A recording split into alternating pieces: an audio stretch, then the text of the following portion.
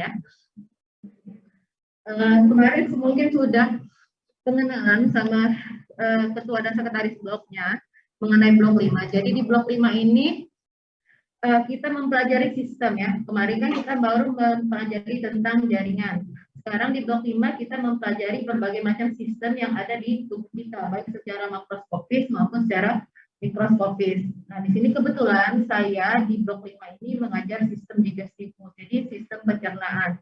Jadi nanti kita akan mulai mengidentifikasi sistem digestifus, dimulai dari rongga mulut sampai nanti ke anus dan beserta kelenjar aksesoris yang berada di luar saluran pencernaan.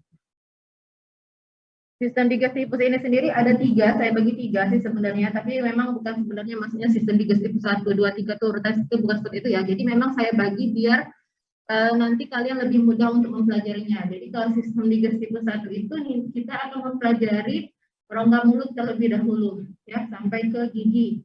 Ya, walaupun mungkin gigi nanti tidak terlalu saya bahas karena memang kita tidak mempelajari gigi di PSPD ini ya, jadi kita tidak terlalu membahas secara mendalam. Kemudian nanti di sistem digestifus 2 kita lanjut ke esofagus sampai ke anus, insya Allah di hari Jumat ya. Lanjut lagi nanti sistem digestifus 3 itu kelenjar aksesoris yang membantu proses pencernaan ya, dari hepar, vesika velia ya, itu nanti kita bahas.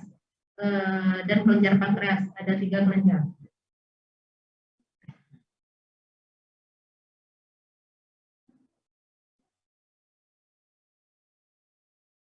Kalau ada nama sistem digestifus, ada namanya traktus digestifus. Jadi kalau traktus itu salurannya sendiri, dinamakan traktus, dia berongga panjang mulai dari rongga mulut sampai ke anus. Itu tadi saya bilang ada kelenjar aksesoris yang letaknya di luar saluran cerna, ada 3 yang akan kita pelajari, ada hepar, vesika velia, dan kelenjar pankreas. Itu nanti di digestifus 3 nanti kita sama-sama bahas. Ini outline-nya yang kita akan pelajari ya. Dari digestifus 1 itu rongga mulut, kelenjar liur dan gigi serta gingiva. Kemudian sistem digestifus 2 itu kita akan mempelajari esofagus sampai ke anus. Lanjut ke sistem digestifus 3 tadi kelenjar aksesoris yang berada di luar saluran pencernaan, ada 3 kelenjar yang kita pelajari.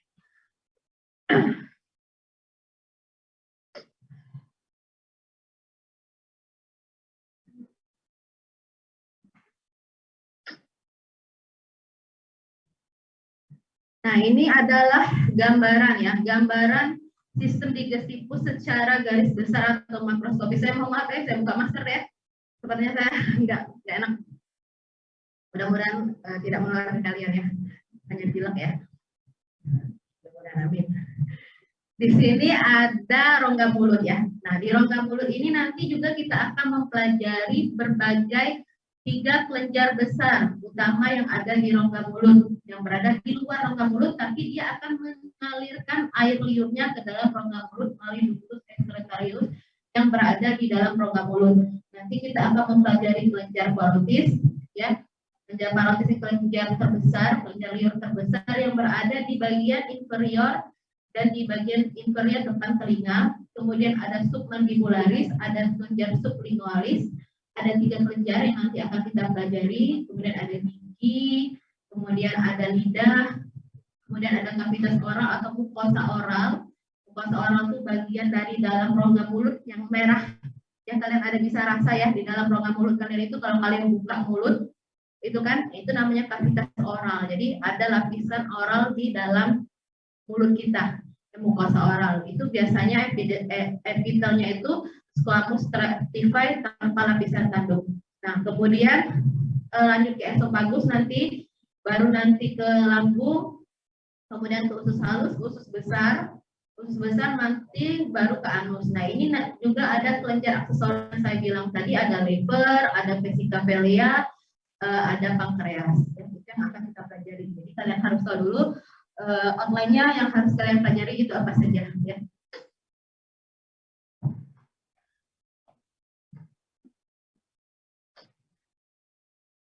Digestifus itu kalian mungkin sudah tahu ya. Jadi mulai dari menelan ya, menelan makanan pertama sekali masuk ke dalam rongga mulut, dikenali dulu oleh rongga mulut, dibasahi dulu oleh air liur. setelah dibasi oleh air liur, baru nanti makanan akan lebih mudah untuk dihancurkan atau dipecah menjadi molekul-molekul yang lebih kecil. Nanti setelah itu ada proses mengunyah dengan bantuan gigi dan gusi juga, ya, serta lidah. Jadi di dalam mulut itu setelah pengenalan dicampur dengan air liur, nanti setelah dicampur dengan air liur, bercampur dengan air liur sehingga makanan itu menjadi molekul yang lebih mudah untuk dihancurkan. Baru nanti dia akan dibantu dengan proses pengunyahan. Nah, setelah mengalami proses pengunyahan, dia nanti akan masuk ke esofagus, didorong mobilitas masuk ke esofagus, melewati saluran kerongkongan kita, kemudian baru nanti dia akan ke lambung. Nah, di lambung nanti kita akan dicerna, dibantu juga enzim, itu nanti kita akan bahas di divisi 2. Kemudian baru ke usus halus, baru ke usus besar. Di usus besar, makanan yang sudah makanan yang sudah diolah, kan yang di usus halus tadi kan dicerna nih, diambil yang penting-penting. Protein diambil, asam aminonya, karbohidratnya diambil, dialirkan ke bagian tubuh yang memerlukan. Sisa makanan yang tidak dibutuhkan itu nanti akan dibantu diolah di usus besar. Dengan bantuan usus besar nanti dan bantuan juga air ya di situ. Jadi makanan yang sisa-sisa tadi akan diserap airnya dan dikeluarkan, dieliminasi dan dibuang. Nanti lewat anus, itu makanan yang sudah tidak ada guna ya, ibaratnya itu sudah sisanya sudah mengalami proses pencernaan, nanti akan dibuang ke anus seperti itu. Nah, kemudian ada juga sebagai proses sekresi ya, sekresi itu kan dari hormon-hormon dan enzim, kemudian pelepasan hormon, ada chemical digestion, ini di lambung juga termasuk chemical digestion ya, jadi ada chemical, ada physical kalau di lambung. Jadi kenapa nanti otot lambung itu dia tebal? Karena di sana banyak sekali proses pencernaan makanan, selain secara fisik, mekanik juga secara chemical tadi di bagian lambung. Jadi lambung itu ototnya tebal, ada 3 lapisan otot, nanti kita bahas di situ ya. Jadi mulai dari longitudinal, transversal, dan oblik. Jadi susunannya ada 3 lapisan otot di lambung. Seperti itu. Ini tadi penyerapan ya menjadi molekul-molekul kecil ya. Kemudian penyerapan air untuk nanti kalau misalnya dibuang melalui anus ya, kemudian mengalami juga eliminasi untuk bagian komponen-komponen makanan yang tidak terserap. Itu proses secara garis besar yang nanti kita akan bahas satu persatu susunan histologinya yang berkaitan dengan proses pencernaan makanan tersebut.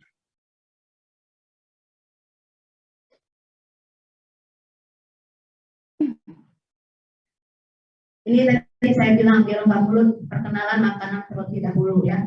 Makanannya dikunyah, kemudian dilumasi oleh air liur atau saliva. Secara fisik makanan akan dipecah-pecah. Nah, jadi kemarin kan sudah belajar tentang epitel ya. Sudah belajar tentang epitel di blok 4. Nah, jadi kita bisa menebak nih. Jadi karena dia menghadapi suatu benda asing yang masuk baru datang, nah, otomatis dia membutuhkan lapisan epitel yang melindungi, tetapi tidak mungkin dia berkeratin karena itu di dalam rongga mulut, bukan lapisan epidermis, bukan lapisan kulit. Jadi karena dia mukosa, yang namanya mukosa itu pasti epitelnya squamous, ya, squamous non kornifikasi atau tidak berkeratin. Kenapa squamous? Karena berfungsi untuk melindungi permukaan dalam atau bagian dalam labial daripada bibir.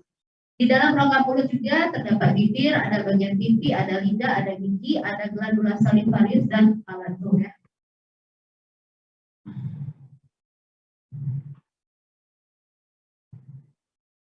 Jadi berbagai macam fungsi daripada mukosa oral itu yang pertama sebagai proteksi terhadap gigitan, abrasi maupun mikroba yang akan datang ke dalam rongga mulut karena saliva itu mengandung enzim lisosim, salah satu dinding bakteri yang datang ke bagian dalam rongga mulut. Kemudian sensasi, karena di sana banyak serabut-saraf ya Dek ya. Jadi bisa perasaan terhadap panas, nyeri, sentuhan maupun rasa. Kemudian sekresi. Di dalam mulut sendiri ada namanya glandula salivarius minor. Yang saya bilang tadi di awal ada 3 kelenjar ya, ada parotis, ada submandibularis, itu sublingualis, itu glandula salivarius major yang besar. Letaknya itu berada di luar rongga mulut. Ada 3 glandula salivarius mayor, yaitu parotis, submandibularis, sama sublingualis. Letaknya di luar rongga mulut, tetapi dia menghasilkan saliva. Dia akan masuk saliva itu ke dalam rongga mulut melalui salivarius yang ada di kelenjar-kelenjar tersebut. Dia ada saluran masuk ke dalam rongga mulut. Nah, di dalam rongga mulut sendiri ada glandula salivarius minor yang kecil yang ada di dalam rongga mulut.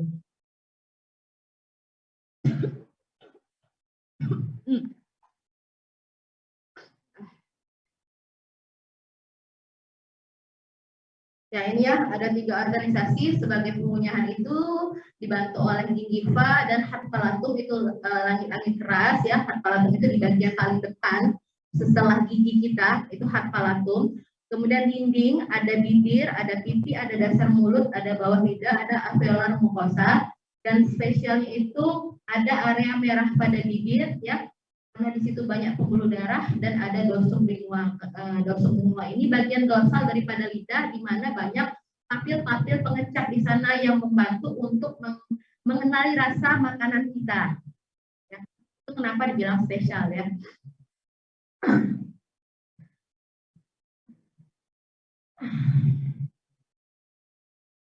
Ya, komponen kita masuk ke komponen mukosa oral.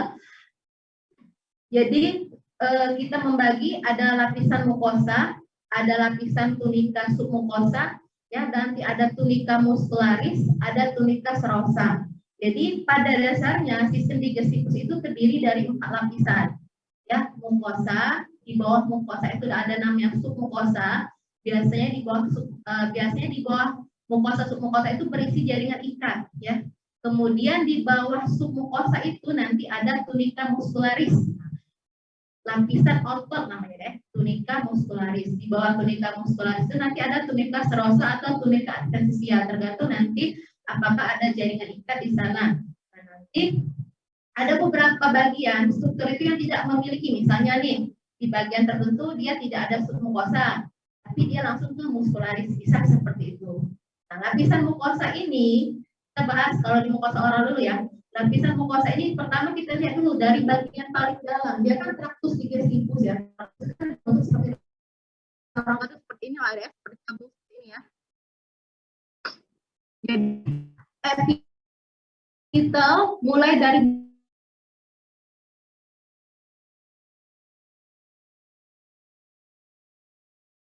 lumen, di bagian dekat lumen. Nah, biasanya dia itu dilapisi oleh epitel. Nah, tergantung nanti bagian esofagus epitelnya apa, lambung nanti epitelnya apa, usus besar epitelnya apa. Nanti kita bahas satu-satu. Itu nanti di digestifus 2, nanti kita satu dari esofagus sampai ke anus. Nah, kita sekarang bahas mukosa oral. Dan saya bilang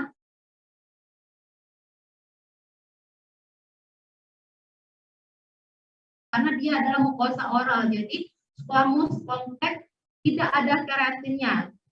Itu sesuai fungsinya. Dia kan tempat pertama sekali makanan masuk ke dalam rongga mulut. Ya, jadi harus epitelnya di sana itu bersifat melindungi bagian si mukosa oral tadi. Jadi epitelnya squamous stratified dan keratin ya. Kemudian setelah di mukosa itu kan biasanya ada jaringan ikat namanya lamina propria. Ya. Jadi setelah epitel ada namanya jaringan ikat, lamina propria. Jaringan ikatnya bersifat irreguler. Ya, tidak mungkin dia reguler ya, karena di situ dia longgar ya, harus bersifat lebih longgar. Jadi jaringan ikatnya bersifat irreguler. Nah, di bawah mukosa itu submukosa. Jadi kalau ada kata submukosa berarti setelah lapisan mukosa itu lapisan tunika submukosa. Biasanya bisa berisi jaringan ikat juga, pembuluh darah, saraf. Nah, tergantung. Biasanya sama isinya tunika submukosa itu rata-rata seperti itu. Jadi nanti kita tidak usah dihafal satu-satu. Jadi nanti ciri khasnya aja. Misalnya nanti usus halus submukosanya ada ciri khas kelenjar Brunner di sana. Itu yang harus kalian hafal. Tapi pada dasarnya tunika submukosa itu berisi jaringan ikat, longgar biasanya. Ada pembuluh darah baik vena maupun arteri biasanya disebut tunika submukosa. Kemudian ada ketinggalan satu lagi ya. Di mukosa ini sebenarnya kadang-kadang ada lapisan otot juga. Namanya muscularis mucosa. ya, muskularis mukosa. Tapi di bagian orang mukosa tidak ada namanya muskularis mukosa seperti itu. Jadi tunika mukosa itu kalau di orang mukosa kita apa yang kita identifikasi epitelnya apa dulu, epitel stratified squamous keratin. Kemudian ada jaringan lamina propria, itu jaringan ikat yang bersifat irreguler. Nah, di sini tidak ada muskularis mukosa, tidak ada lapisan otot mukosanya. Kemudian ada tunika submukosa di bawah mukosa tadi. Sub itu arti sub di bawah deh, dari kata sub, di lapisan yang berada di bawah mukosa. Jadi ini, nah, submukosa ini biasanya sama rata-rata deh, berisi jaringan ikat biasanya, pembuluh darah dan saraf. Jadi nanti nggak usah dihafalin. Kita lihat identifikasi aja yang berbeda dari bagian tertentu. Nah, itu yang kalian harus hafalin submukosanya. Seperti tadi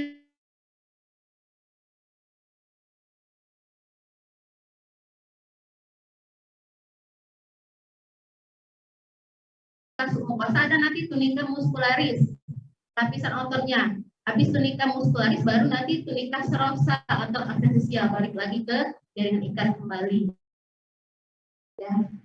Ini kita komponennya, jadi di orang mukosa itu ada komponen mukosa dan komponen submukosa. Kita juga menyumpai ada kelenjar ya, kelenjar sebasea atau dinamakan cortices sport ya.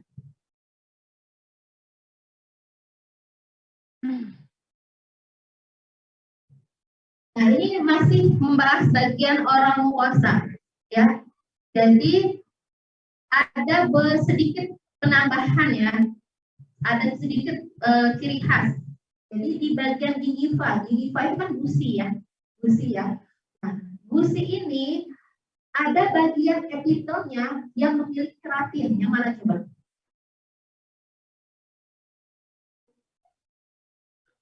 Ya, yang melekat dengan tulang giginya. Kenapa harus berkeratin walaupun dia tipis? Karena dia membantu perlekatan ya. Kalau misalnya tidak ada keratin, dia akan mudah hancur lapisan mukosanya di sana. Nah, ini ya, jadi ada ciri khas. Nah, ini dihafal ciri khasnya. Misal di gingiva. Jadi di gingiva itu epitel squamous complex.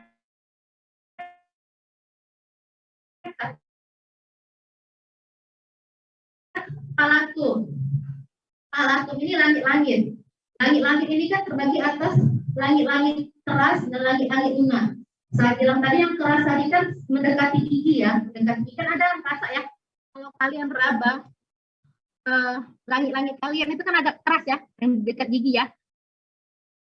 Langit-langit keras. Nah, makin ke dalam itu ada langit-langit yang lunak atau soft palatum. Jadi yang di bagian dekat gigi itu palatum durum namanya, langit-langit keras. Yang di bagian belakang itu soft palatum. Nah, kenapa parakeratin? Karena dari yang ada tulangnya itu dia berkeratin palatumnya. Ketika mengalami pemindahan ke belakang, dia mulai tidak berkeratin lagi. Itu disebut parakeratin. Jadi separuhnya berkeratin, separuhnya tidak berkeratin. Ya, seperti itu. Kalau non keratin sama seperti umumnya. Nah, contoh di pipi. Pipi itu kan nggak ada keratin sama sekali, dan merah ini.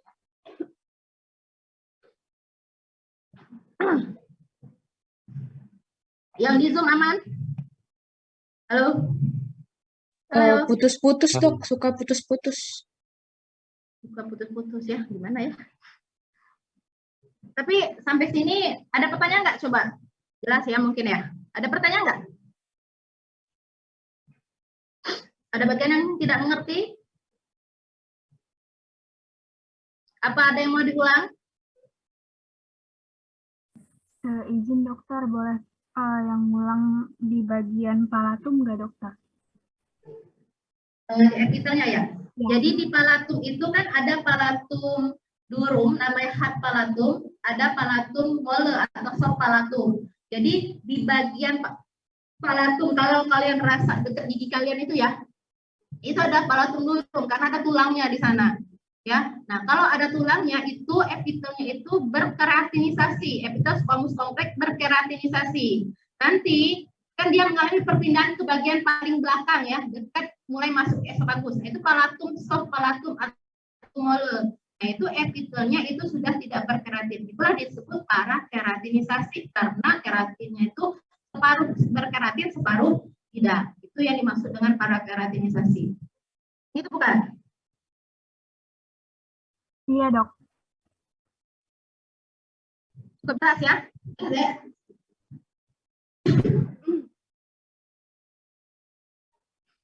Ini ya, parakeratinisasi epitelium atau parsial keratinisasi.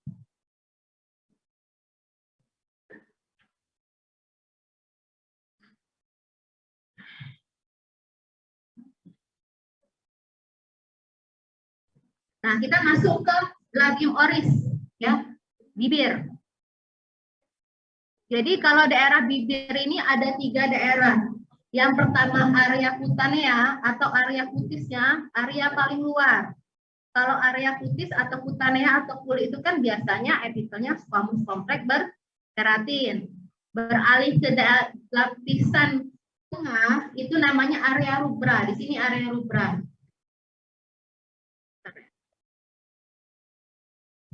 Jadi ini adalah gambar penampang melintang bibir, ya. Nah, dimulai dari area cutanea dari sini. Nah, area cutanea namanya cutanea kulit kutis. Nah, ada epitel squamous kompleks berkornifikasi di sini deh. Ini epitel squamous kompleksnya. Ini kornifikasinya, ada keratinnya. Otomatis kalau lapisan epidermis ada dermis itu pasti diikuti dengan apa? Baca integumen belum? Sudah. Berarti ada folikel rambut, ada glandula sebasea, ada glandula sudorifera. Sudah belajar kan? Nah, jadi di lapisan cutanea ini dipenuhi oleh kelenjar-kelenjar. Ini adalah folikel rambut, ini adalah glandula sudorifera. Di sini banyak kelenjar-kelenjar keringat maupun kelenjar minyak di situ. Itu adalah lapisan kutis cutanea, area cutanea daripada bibir. Berarti di bagian bibir paling luar. Epitel squamous kompleks berkornifikasi, ya.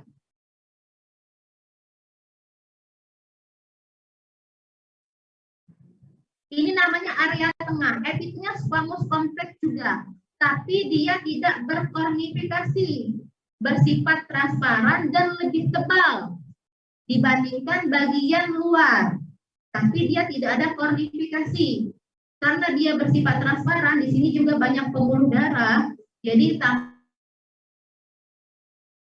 kemerahan bibir kalian. Itu adalah akibat daripada area rubra. Ya, area rubra ke area tengah, area merah. Ya, itulah bibir kalian itu merah ya. Nah, karena di situ banyak sekali pembuluh darah di bawah. Di bawah epitelnya itu banyak pembuluh darah. Epitelnya squamous kompleks, non kornifikasi,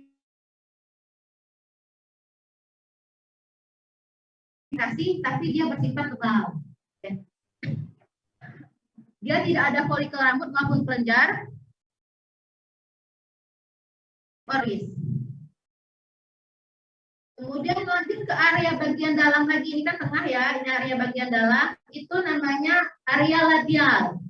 Nah, area labial ini sama dengan seperti area rubra, epitel squamous kompleks non kornifikasi. Di sini banyak sekali pembuluh darah juga saraf. Jadi bagian belakang bibir, bagian dalam bibir itu dia lebih sensitif terhadap rangsangan nyeri, sentuhan, panas. Kalau misalnya kena gigit misalnya itu kan biasanya terasa lebih sakit karena di situ banyak pembuluh sarafnya. Ya. Oke, di situ juga ada kelenjar labialis. Yang mana kelenjar labialis yang ini? Ini adalah gambar glandula labialis. Ini orbicularis oris. Ini adalah folikel rambut, kelenjar subasea dan sudoriferanya. Ini adalah epitel daripada squamous kompleks non kornifikasi bagian rubra ya. Nah, lihat lebih tebal dia ya dibandingkan area cutanea yang lebih tipis. Ini lebih tipis ya. Nah, tapi kalau cutanea dia ada seperti putih-putih ini adalah kornifikasinya. Paham ya? Ini adalah gambar penampang bibir. Jadi kita lanjut. Nah, itu aja yang harus kalian kenal di labium oris atau bibir. Ada pertanyaan nggak?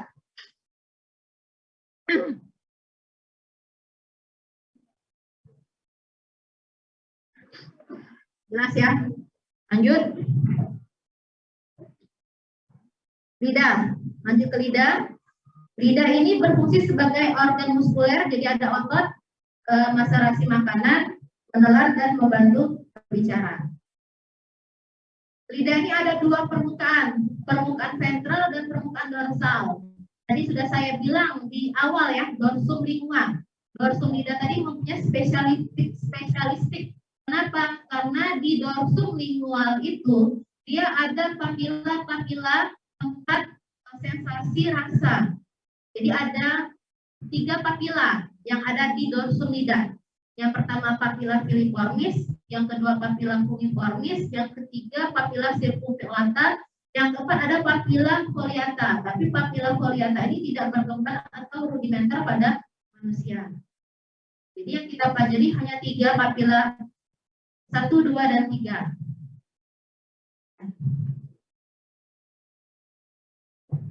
Bagian ventral lidah, epitelnya squamous compact mengkornifikasi.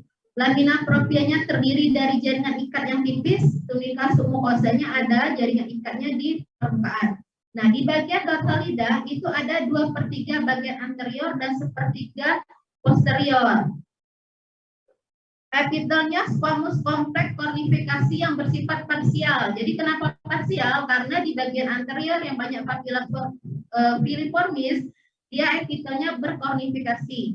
Sedangkan di bagian belakang dia tidak berkornifikasi. Ini adalah papila yang nanti kita akan pelajari di bagian lidah.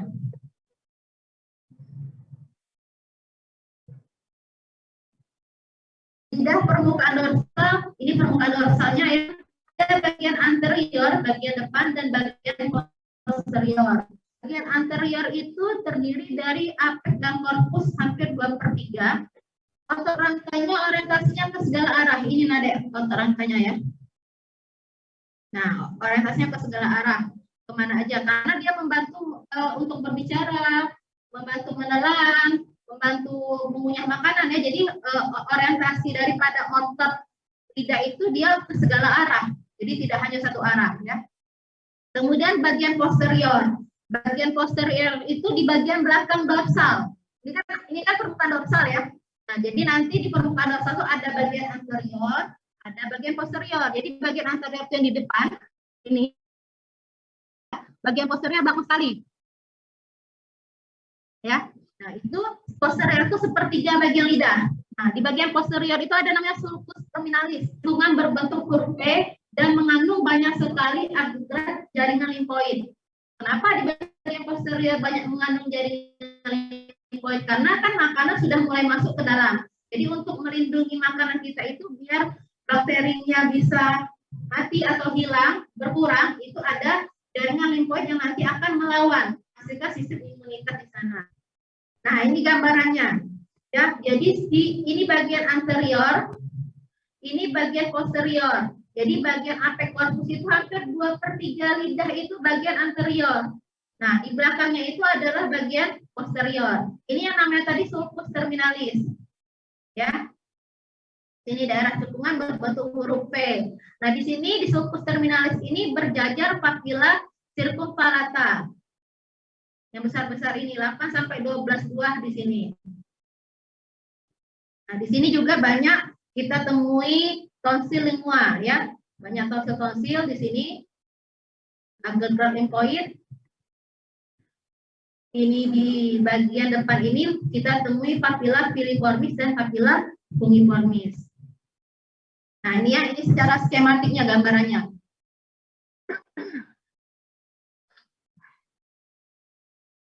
Jadi di sini di bagian anterior di permukaan dorsal ya Mas ya. Dorsal itu sini ada ya.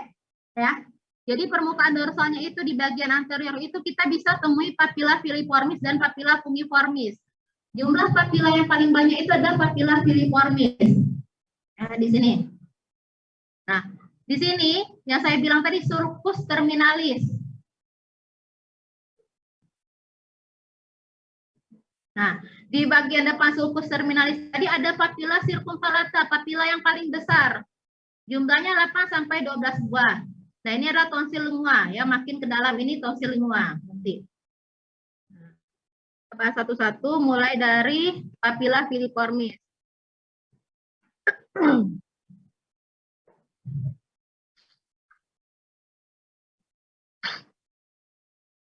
Fili ya, dari kata fili. Fili itu apa artinya? Runcing. Ya. Jadi kalau kalian ketemu papilla filiformis, artinya papilla itu berbentuk runcing. Runcing. Ciri khas lain, papilla filiformis ini berkornifikasi. Dia memiliki keratinisasi. Beda dari dua papilla fungiformis maupun circumvallata. Ya. Jadi ciri khas dari papilla filiformis itu dia berkornifikasi atau berlapis keratin. Satu lagi ciri khasnya, filiformis ini dia tidak punya taste bud atau gema gustatoria. Ya, taste bud atau gema gustatoria atau papil pengecapnya tidak ada. Jadi yang ada papil pengecap itu hanya dua papilla, papilla fungiformis dan papilla circumvallata. Tingginya 2-3 mm. Ini ada ya, ini papilla filiformis gambar ini, yang runcing ini. Nah, ini adalah keratinisasinya. Nah, di sebelahnya ini adalah papilla fungiformis. Nih, yang ini. Kenapa fungi? Karena posisi papilla fungiformis dan filiformis itu berdekatan. Tapi jumlah fungiformis itu lebih sedikit dibanding papilla filiformis. Nah, ciri khasnya ada apa lagi? Ada gema gustatoria atau taste bud-nya di bagian atas papilla, itu fungiformis. Fungi itu dari kata fungus ya. Fungus apa? Jamur. Jadi bentuknya seperti jamur. Tidak runcing. Kalau filiformis dia runcing. Ini ya, filiformis, ini fungi. Nah, ini ya dia berdekatan ya, ini filiformis ya, ini yang ada runcing-runcingnya. Nah, ini adalah fungiformis yang seperti jamur. Taste bud-nya itu kalau fungiformis berada di bagian atas. Seperti ini gambarnya. Nah, ini adalah taste bud-nya. Di bagian dasar, di bagian atas papilla, ya. Ini adalah taste bud-nya. Kalau si fili tadi tidak ada taste bud-nya. Jadi ada taste bud itu hanya dua, fungiformis sama circumvallata. Dia ada papilla sekunder ya, tonjolan di dalam ya. Ini adalah papilla sekunder dengan gema gustatoria berada di bagian permukaan atas papilla. Nih ya. Nah, papilla circumvallata tadi letaknya di mana? Sulcus terminalis, di bagian depan sulcus terminalis yang saya bilang tadi, yang jumlahnya 8 sampai 12 buah. Papilla circumvallata ini papilla paling besar di antara papilla-papilla lain. Mirip bentuknya dengan fungiformis, tapi dia lebih besar. Epithelial squamous complex mengkornifikasi juga, tapi bedanya itu gema gustatorianya atau taste bud-nya itu berada di sisi pinggirnya. Berada di sisi papilla. Kalau fungi tadi kan di bagian atas. Nah, kalau ini dia berada di kanan kiri sisi papilla tersebut. Ini Nade.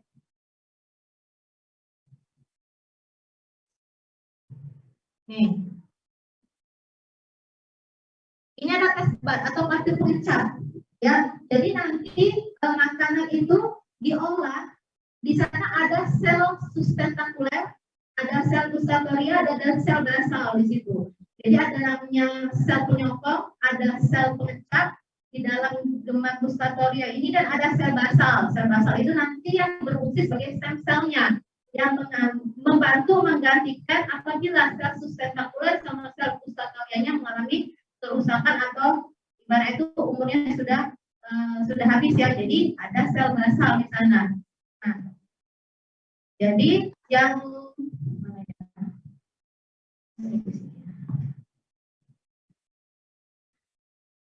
ini ya, sel sustentakuler, sel gustatorik, ada sel basal.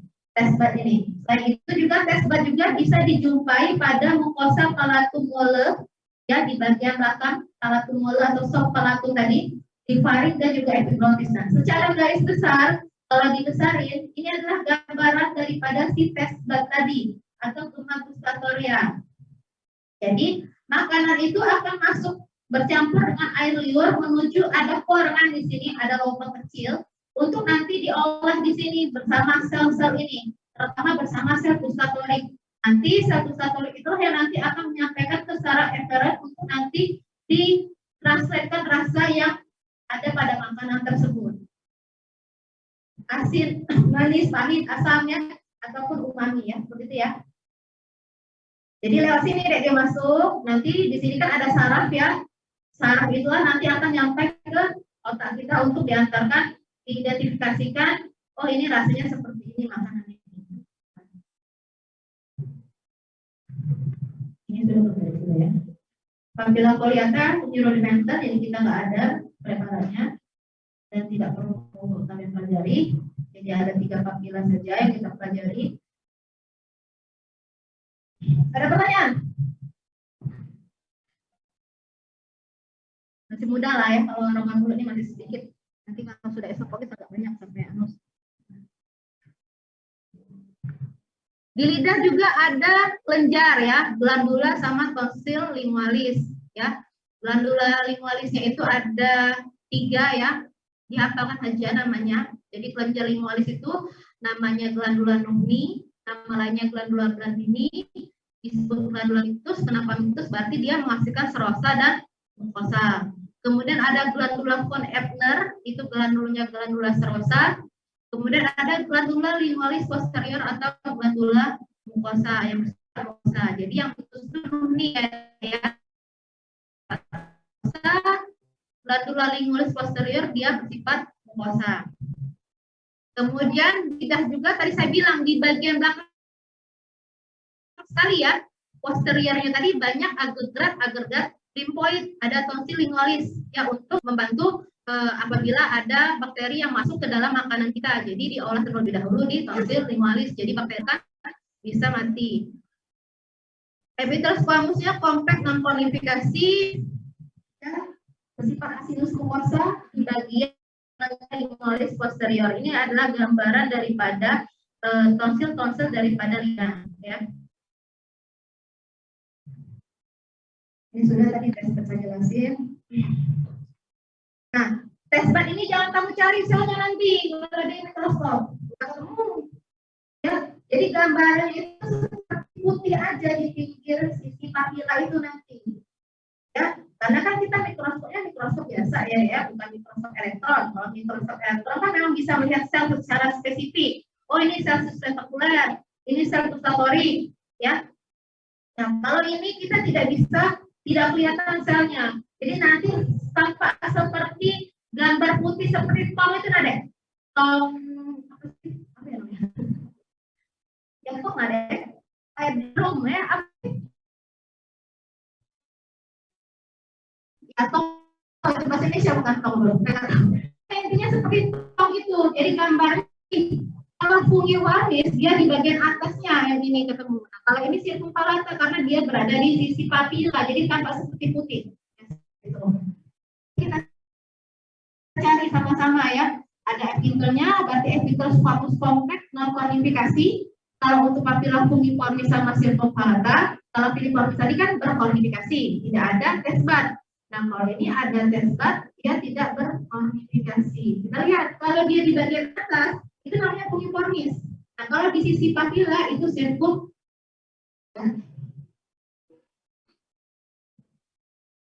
Ini sudah saya jelasin tadi ya.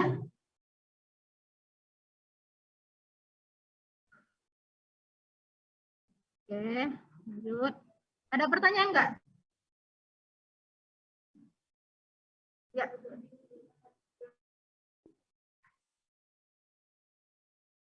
Glandula mictus itu artinya asinusnya itu serosa dan mukosa. Ini tadi ada 3 glandula ya, ada glandula nummi, ada glandula von Ebner, ada glandula lingualis posterior.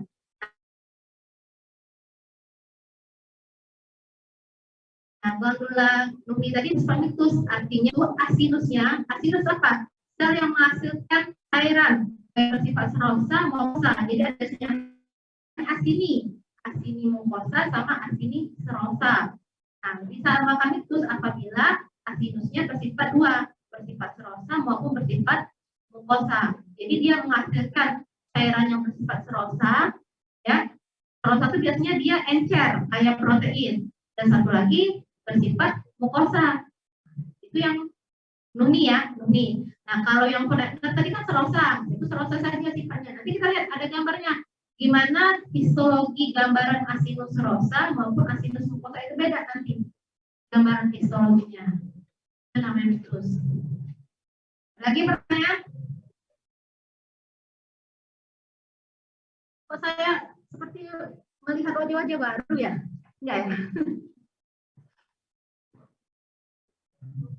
Tak kenal ya? Tak kenal tak sayang. Oke. Kita masuk ke gingiva, gusi. Nah, gusi tadi epitelnya squamous kompleks kornifikasi karena dia tempat melekatnya gigi. Di lamina proprianya itu terdiri dari serat kolagen yang melekat langsung pada periosteum dan membrana periodontal. Lapisan tunika submukosanya tidak ada dan juga kita tidak menemukan adanya kelenjar di gingiva. Jadi tidak ada kelenjar di gingiva. Nah, ini ada yang di gingiva sudah tahu gusi kalian ini melengkap giginya, gigi kita. Nah, di sini adalah gingiva kita. Ini gingiva bebas ya, SG ini gingiva bebas terletak di antara sulcus gingivalis. Jadi ada lekukan gingiva dan alur gingiva ya. Ini semuanya epitel squamous kompleks terkornifikasi ya. Oke, masuk ke palatum. Ini tadi sudah saya sebut sih sebenarnya di awal. Ada palatum dulu, ada palatum mole. Palatum dulu itu hak palatum. Kemudian ada palatum mole atau soft palatum.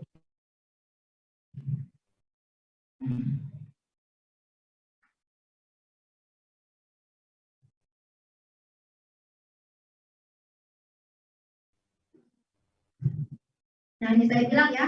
Jadi hak palatum itu ada tulang palatumnya di sini. Itulah kenapa disebut hak palatum atau langit-langit keras, karena ada tulang palatumnya di bagian sini. Nah, di bagian belakang itu soft palatum, karena sudah tidak ketemu lagi tulang palatum. Epitelnya itu parakeratisasi, saya bilang tadi ya. Jadi di bagian atas ini dia berkeratin karena dia melekat tulang palatum di sana. Jadi ada keratinisasi. Di bagian belakang ini dia sudah tidak berkeratin. Jadi epitel squamous kompleks para keratinisasi atau keratinisasi parsial nanti namanya. Dan bingung lagi kalau misalnya ada soal. Epitel squamous kompleks para keratinisasi atau keratinisasi parsial atau parsial keratinisasi, boleh itu namanya. Dan bingung lagi ya, nyantai kan. Saya tidak pernah dengar aku nama itu, padahal saya sudah berulang-ulang kali menyebutkan di sini ya. Nah, kemudian di hak palatum juga itu ada dua area, ada fatty area, banyak jaringan lemaknya di sini, kemudian ada kelenjar area atau glandular area. Kelenjar area ini juga terdapat di soft palatum. Ya. Ini fatnya, ini adalah kelenjar. Nah ini ya, ini saya bilang tadi palatum burung, dia ada tulang, yang bagian putih ini tulang palatumnya dari sini sampai sini. Nah epitelnya itu epitel squamous kompleks kornifikasi, ya. Lamina proprianya berupa jaringan ikat. Di tunika submukosanya itu ada sepertiga bagian depannya itu mengandung kelenjar dan sepertiga bagian depan mengandung lemak, sepertiga 2/3 bagian belakang itu mengandung kelenjar ya. Ini ya kelenjar-kelenjarnya. Kemudian nah ini ya, ini adalah keratinisasinya. Ya. Ini epitel squamous kompleks. Nah, di sini nanti ada kelenjar-kelenjar di bagian belakang sini. Enggak jelas ya, tapi nampak gambar yang saja. Nah, ini mulai ya tadi ya.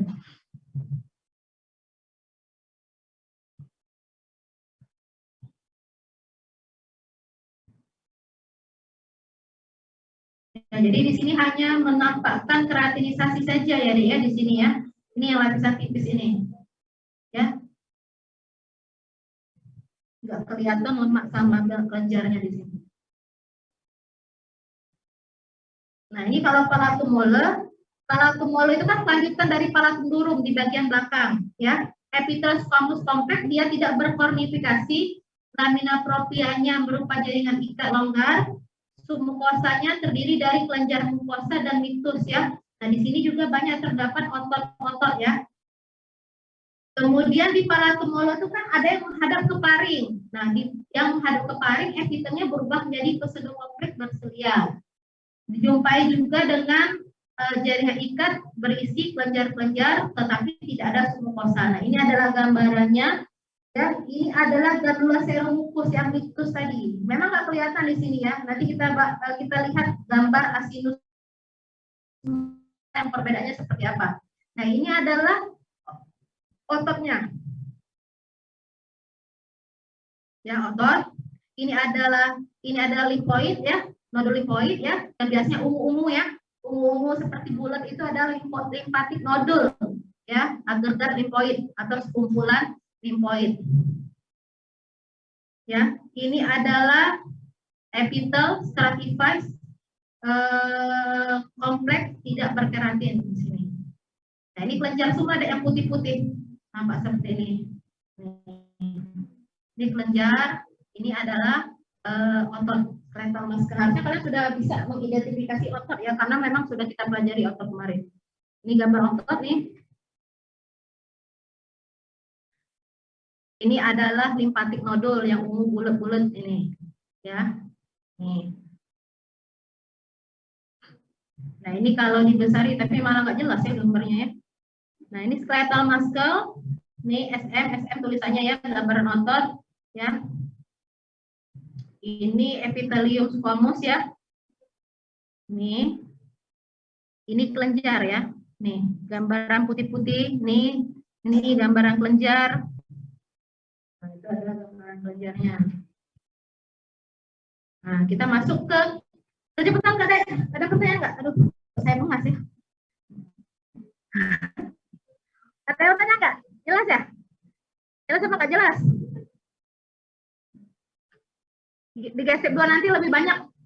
Jadi kalian nanti sudah petain dulu, ya. Yang harus kalian pelajari itu nanti tunika mukosa, submukosa, tunika muscularis, tunika serosa. Jadi eksekusi nanti ada tunika mukosanya apa, tunika submukosanya apa, tunika muscularis apa, tunika serosanya apa.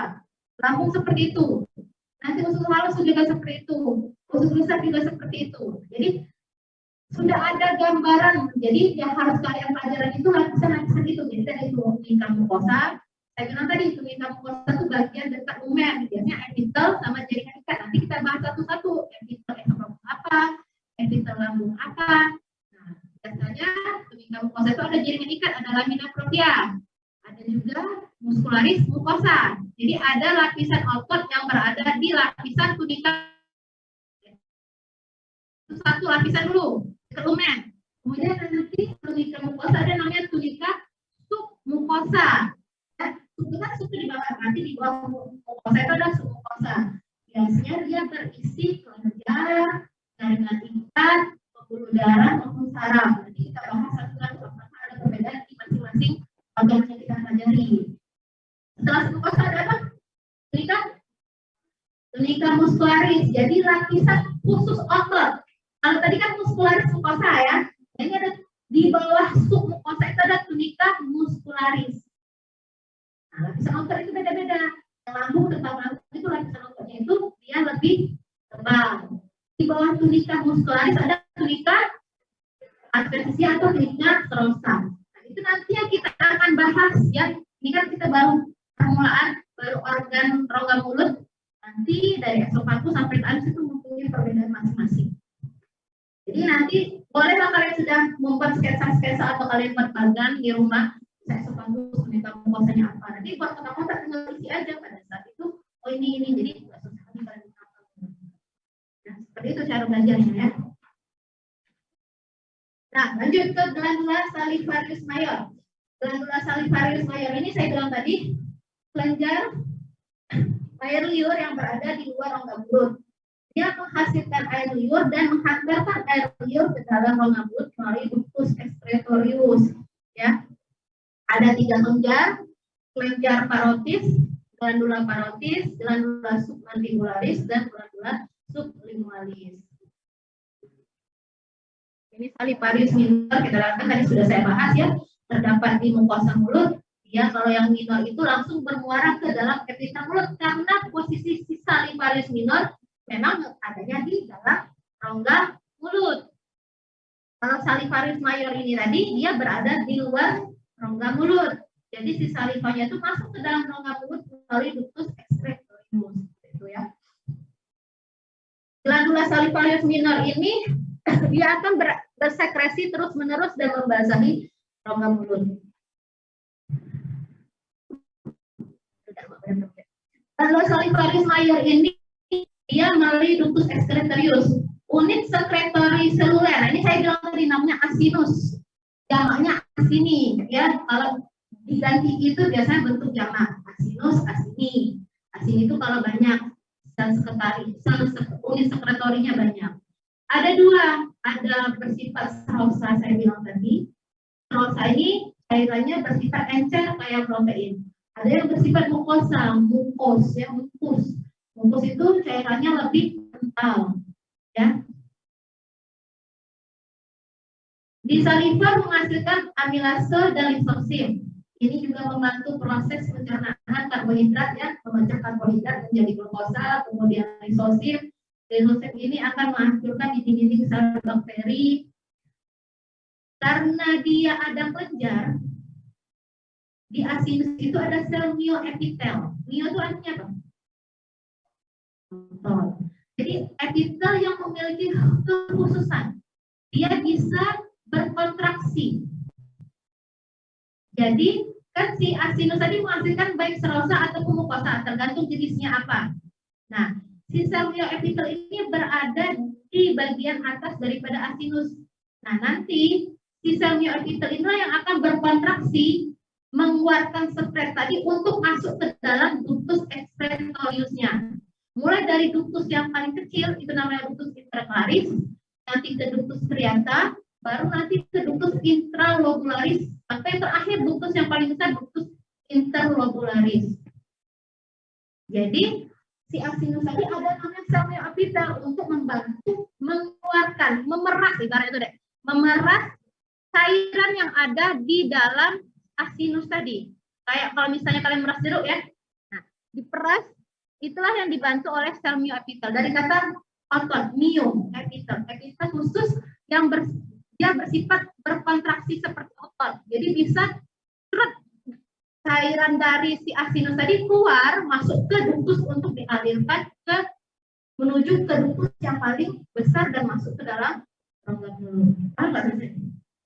Paham ya?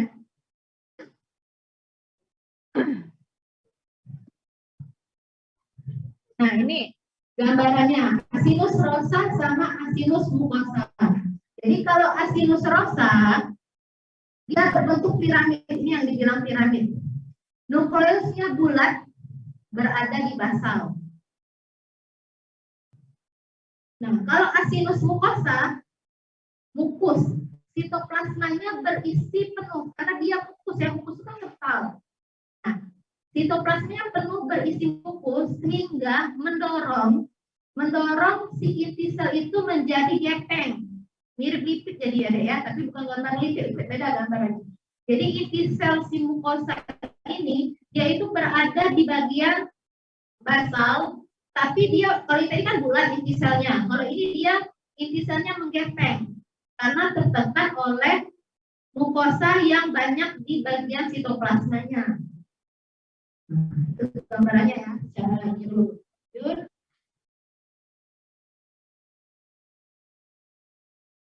Nah, ini saya bilang tadi, di bagian asinus tadi ada myoepitel sel. Ini nah deh kalau dibesarin. Nah, ini mulai di sini myoepitel sel, dan di bagian awal ductus itu ada sel myoepitel. Apa saya bilang tadi, fungsinya untuk membantu mengeluarkan sekret yang dihasilkan oleh unit sekretorik baik serosa maupun mukosa, tergantung nanti asinusnya sifatnya apa. Dikeluarkan dibantu oleh sel myoepitel untuk masuk ke ductus yang paling kecil dulu. Nah, yang pertama ductus intercalaris. Kalau paling kecil, otomatis epitelnya itu epitel paling rendah, epitel kuboid ya. Ya, bukan squamous ya, tapi kuboid karena dia menghasilkan sekret, jadi kuboid. Dan hanya terdiri dari satu lapis epitel, bukan berlapis. Lanjut ke ductus striata, jadi dari kuboid dia memanjang, jadi kolumner. Kolumnernya tapi hanya satu lapis juga. Dia kalau ada kata striata sama kayak otot striata, ada lurik di bagian basalnya, itu ductus striata. Kemudian ada ductus yang besar lagi, namanya ductus intralobularis excretoroid ya. Ukuran semakin besar dan serat jaringan ikat juga semakin tebal, dia sudah mulai berlapis epitelnya. Kemudian lanjut ke ductus yang paling besar atau segmen akhir, namanya ductus interlobularis atau interlobaris. Ya. Dia akan mengalirkan saliva ke rongga mulut, ya. Epitelnya kuboid atau kolumner yang berlapis, ya seperti itu. Jadi nanti kalau secara spesifiknya itu memang kita sulit membedakan yang mana intralobularis sama interlobaris. Tetapi antara ductus intercalaris itu bisa kita bedakan karena dia ductusnya paling kecil. Kalau nanti antara intercalaris sama intralobularis itu bisa kita bedakan karena ductusnya paling kecil, ya. Nah, ini kita gambar parotis ya. Jadi parotis itu terletak di bagian anterior dan inferior telinga ya, di bagian paling depan tapi ke belakang di sini ya. Dari sini ya. Ya, kelenjar parotis. Yang kalau misalnya sering gondongan mams, nah itu adalah dari kelenjar parotis yang mengalami infeksi, parotitis epidemika namanya, ya, oleh virus. Merupakan kelenjar serosa. Nah, jadi kalau sudah disebut serosa berarti dia adalah asinus. Ada berapa asinus tadi? 2. Ada asinus serosa, ada asinus mucosa. Nah, jadi asinus serosa. Nah, ini adalah gambarannya. Ingat.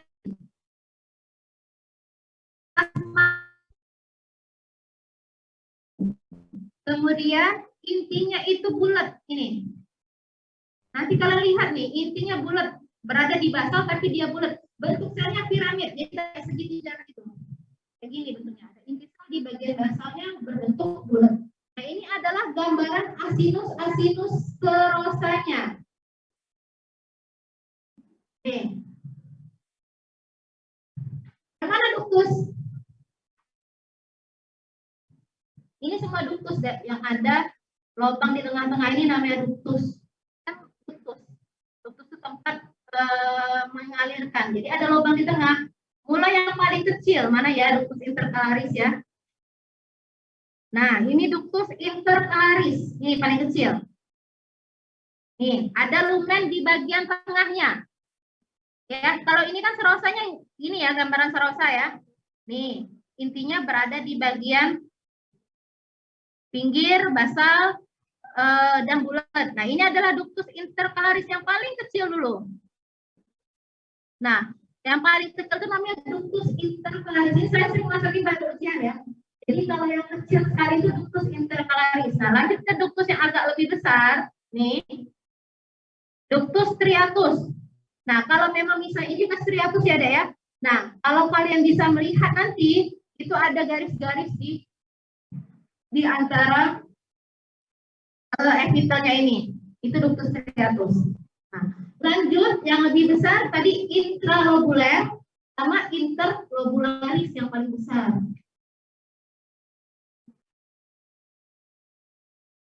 Ya, ini adalah adiposa ya, Dek ya.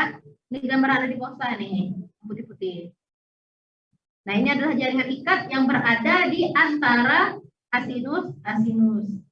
Ini adalah pembuluh darah, ya. Ini vena, ini arteri, ya. Ini vena, ini arteri, ini adalah jaringan ikat. Pertanyaan. Ini zoom. Aduh, jelas nggak ya? Saya sudah bilang kalian nggak jelas. Aduh, jelas lah, mudah-mudahan insya Allah ya. Nanti tanya saja kalau mengerti.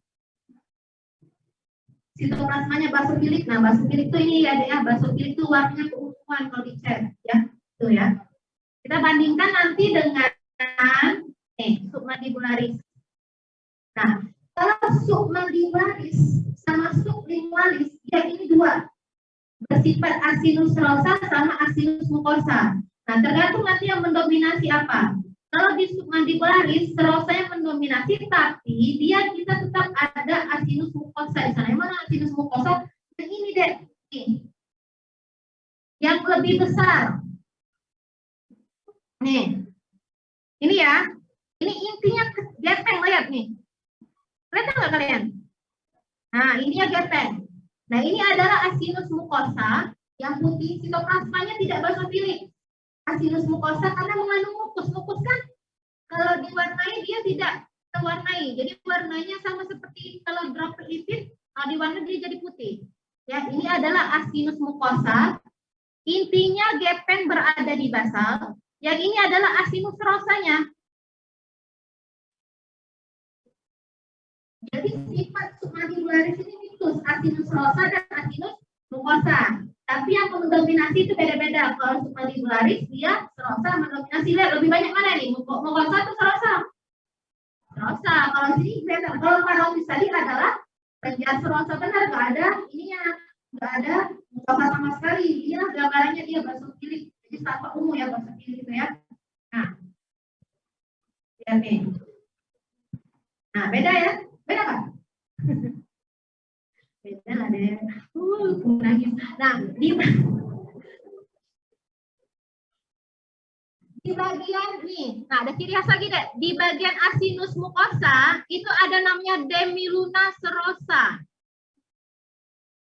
Ini nah, yang ada nyental dikit, warnanya basofilik juga. Ini ada kalian, panas saya. Nih.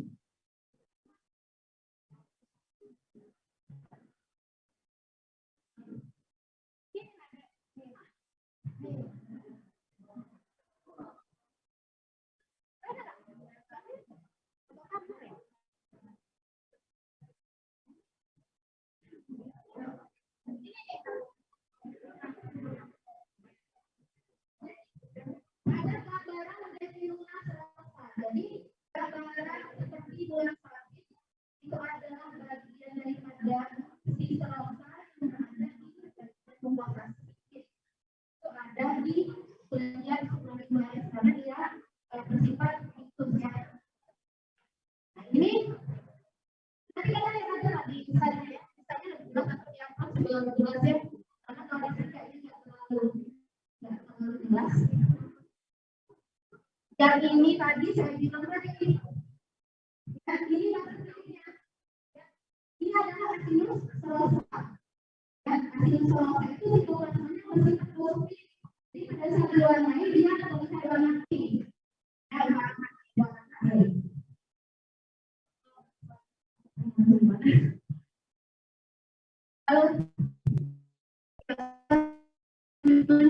gimana ya?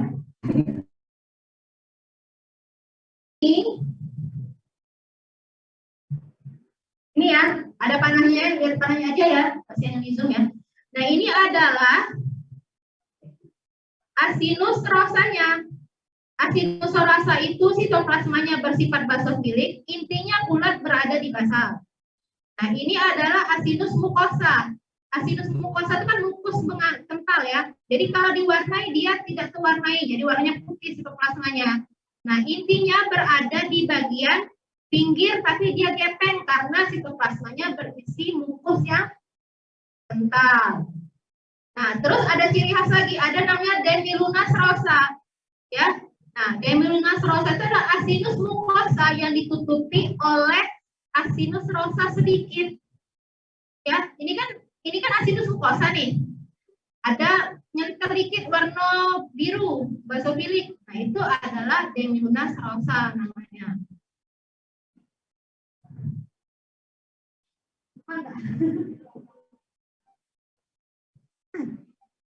Nah, kelenjar submandibularis ini bermuara pada papila sublingual atau sisi frenulum-lidah. Nah, sama deh ya, dia ada ductus intercalaris. Yang kecil ini, nih, paling kecil sekali. Lihat di sini. Ini ductus intercalaris. Ya. Kemudian ada ductus striatus. Ya. Kemudian ada ductus interlobularis sama intralobularis. Ya, jadi kalau ductus interlobularis sama interlobularis itu memang sulit kita membedakannya. Nggak mungkin saya tanya antara dua itu karena memang posisinya itu kedua itu sama-sama besar dan sama-sama epitelnya kuboid kolumner berlapis. Nah, jadi paling yang saya tanya itu mana ductus, misalnya ductus intercalaris. Nah, ductus intercalaris ini ductus yang paling kecil di sini. Nah, itu dia ductus yang paling kecil. Baru nanti ductus striatus ya, warnanya seperti ini, agak lebih besar. Kemudian yang terakhir ada intralobularis atau interlobularis. Sabar deh. Juga pusing ini, ngerti nggak? Ya. Nah, sekarang kelenjar sublingualis ya. Kalau sublingualis itu juga hanya kalau si sublingualis dia mukosanya lebih kebalikan dari mandibalis. Beda nggak gambarnya? Beda. Agak dihayal-hayalkan dikit ya. Bisa sih kalian menghayalkan sebenarnya. Nah ini ya, ini mukosanya banyak deh. Yang putih-putih ini mukosa semua nih. Nah, putih-putih kemudian ada inti di bagian basalnya menggepeng. Ini intinya. Nah ini ada Denmelonas rosa ya. Ini sering saya tanya loh. Saya tunjuk itu apa? Itu namanya Denmelonas rosa ya. Harus kalian tahu ya. Terus ciri khasnya lagi, kalau sublingualis itu ductus intercalatusnya kadang-kadang tidak kita temui ya, atau pendek ya. Kadang kita temui, ada nggak di sini? Nah, ini kalau dibesari, nah ini gambarannya deh kalau dibesari. Jadi ini adalah asinus mukosanya. Nah, intinya ini gepeng berada di bagian basal. Ini yang putih semua ini adalah mukusnya semua. Nah, ini namanya Denmelonas rosa tadi deh. Jadi di bagian asinus mukosanya ada satu sel serosa berada di bagian atasnya. Nah, ini adalah ductus intercalarisnya ada nih ya, kecil. Nah, nih, yang kecil. Kalau ductus ada lumennya deh di tengah-tengah bulat. Nih. Ini adalah ductus interlobularis. Nah ini ya, ini kalau misalnya kalian lihat di mikroskopis ya. Nah ini gambaran asinus rosanya. Nih, ini asinus rosa semua.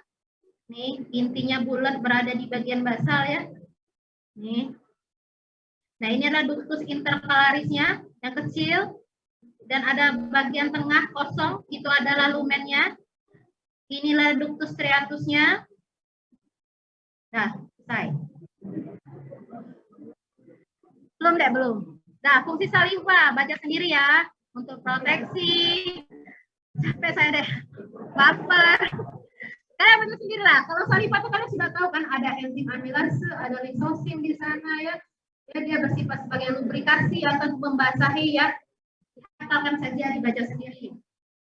Oke. Ini gigi. Gigi ini kita tidak bahas ya.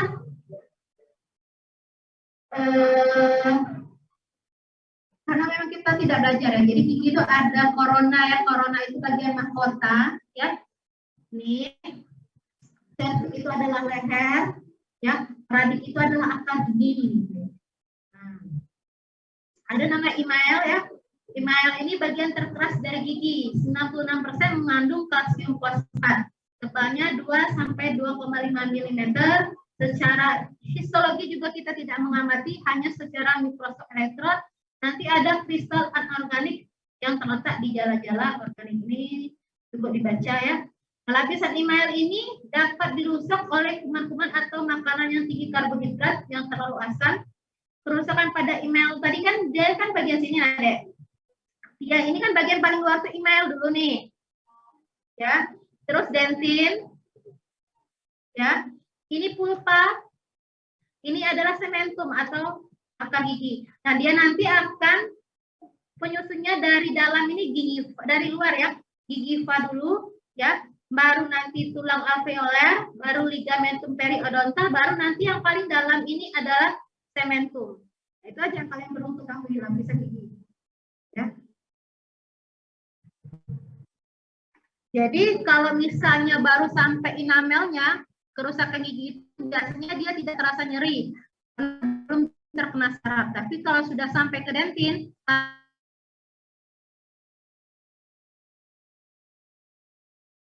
kan nyeri gigi yang sangat dalam ya, sakit. Kadang kalau misalnya kalian baru sampai, misalnya kalian gigi kalian yang berlubang baru sampai enamelnya, nah itu biasanya belum nyeri, tidak ketahuan. Tapi kalau sudah sampai ke pulpa itu kan banyak sarafnya ya, banyak saraf di sana. Itu biasanya sudah sampai merusak dan sakit sekali sampai dalam. Jadi dari lapisan paling luar. Jadi kalian perlu tahu ini aja, lapisan paling luar ya, enamel, kemudian dentin, kemudian ada pulpa. Di sini ada cementum. Nah, di pulpa inilah yang banyak mengandung pembuluh saraf. Jadi kalau nanti kerusakan gigi kalian sudah menembus sampai ke sini, nah itu sudah sakit banget. Yang lubang besar itu sudah sakit banget. Oke, aja. Ada pertanyaan? Oke.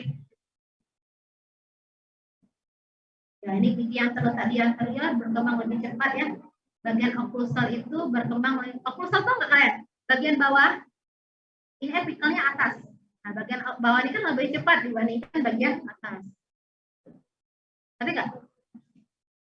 Oklusal ini, apikal ini. Jadi bagian oklusal ini berkembang lebih cepat yang dekat gingiva dibandingkan bagian apikal yang bagian luar. Ada pertanyaan? Udah, berarti.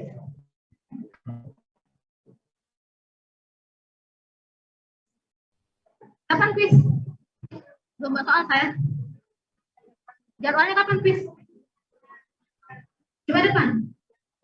27.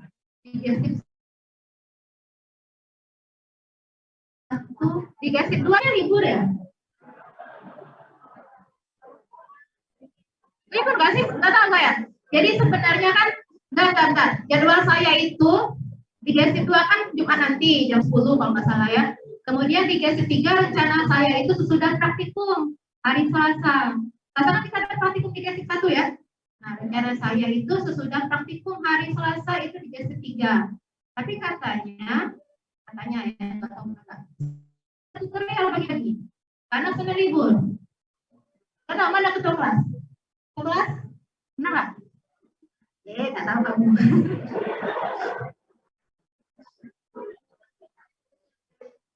Iya aja nih. Benar nggak? Benar. Jadi intinya tolong deh ya, ketua kelas, tolong diatur dengan Yuneti atau Kak Indra. Ya, jadi jadwal saya Selasa itu jangan ya, atau nak praktikum atau nak kuliah. Soalnya kuis kalau Jumat belum selesai, berarti kuliah bela dulu. Praktikum, nah ada. Oke, nggak ada pertanyaan yang di Zoom? Apakah ada pertanyaan?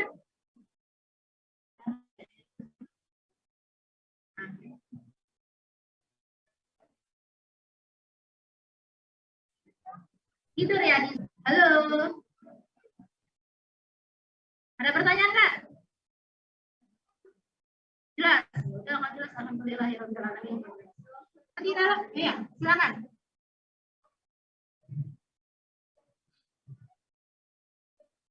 Ah, iya. Serius. Jadi yang satu apa aja?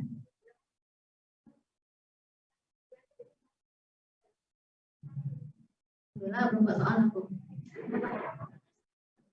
Serius, kaget. Tahu-tahu Jumat. Dan nanti saya tanya sama Dokter Solila ya. Kalau misalnya, ya intinya nanti kuisnya sama seperti kemarin ya. Kemarin gimana soalnya? Gimana ya? Ada essay nggak kemarin? Ada essay nggak?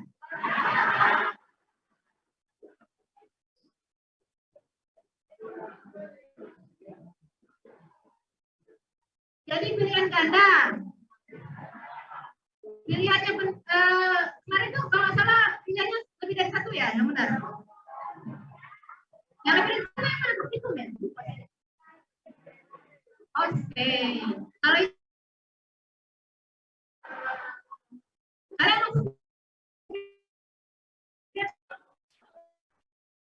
dipindahkannya seperti biasa ya. Oke, yang bisa. Kalau sudah, saya tutup ya. Terima kasih. Mohon maaf bila saya ada salah kata. Saya akhiri dengan wassalamualaikum warahmatullahi wabarakatuh. Waalaikumsalam warahmatullahi wabarakatuh. Mau terima kasih. Tuh. Terima kasih dokter. Terima kasih, dokter. Terima kasih.